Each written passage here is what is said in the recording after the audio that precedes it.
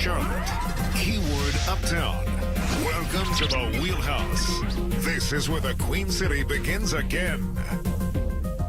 There was a time in Charlotte when the demand for new homes was so intense, builders could barely keep up. That's true. Now construction trade workers are the largest group to file for unemployment in North Carolina. So how do you reboot an industry in crisis? Fox Charlotte's Suzette Rhee and photojournalist Justin Garrett found a couple of builders who redefined their profession.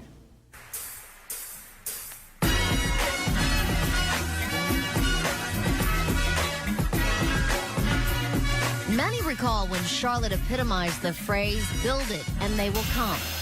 Then the construction craze came to a screeching halt. Even marquee builders were shut down. It wasn't just one company, but an entire industry that seemed to be disappearing right before our eyes. As a builder, Alan Moffat remembers. Everyone was very nervous. No one knew what was going on, if they'd have a job, how many houses they had to build that year. Business partner David Zelch remembers too. When you couple that with the amount of houses that we knew were still available in the Charlotte area, we knew the bomb was about to drop kind of thing. Charlotte's building industry continues to struggle. 2,000 construction jobs were lost in the last year alone. Recovery is slow. But as both builders have families, they tried to reboot their business model. That's when the partners tapped into disaster remediation and remodeling work. The people who fix homes after a disaster, like a fire in this case.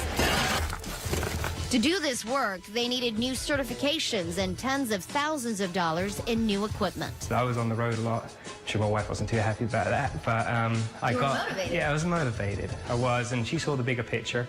And once we got those certifications, I had the ability to do this work. There was a fire in the attic. Fixing a home after a fire isn't just about rebuilding. There's a science involved. There are health concerns, special equipment, and training required. Seeing this house now, it's hard to imagine it restored, but it does happen, and that process happens faster than you think. For example, at this house, hundreds of gallons of water came through that hole, ruined so much of the interior of this house, and now the homeowner is within weeks of being able to move back in. They literally had water pouring out of their doors. So. Out the front door. Front door and out the basement, garage doors. Fixing a home after catastrophic water damage is another science, concern about mold, for example. But restoring a home, that part is the same and still a passion for both partners. When these two builders reinvented their careers, they didn't just save their own jobs, they saved the jobs of dozens of contractors. Because as you might imagine, it takes a small army to build a home. I almost feel like I'm generating more work than I was prior. So, and we've been very blessed and very fortunate, even with the economy the way it is, to be thriving like we are. If you stay still and just, you can get left behind. So it's just another form of construction that we enjoy. The story of these builders could have ended very differently. Thanks to their perseverance in changing with the times, these 30-something-year-olds found a way to reboot themselves and their careers by finding a new pathway to success.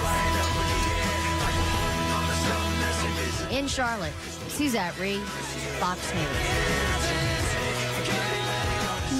Another upside to what these two builders have achieved with their new career path. Many of their disaster remediation clients are so happy with the outcome.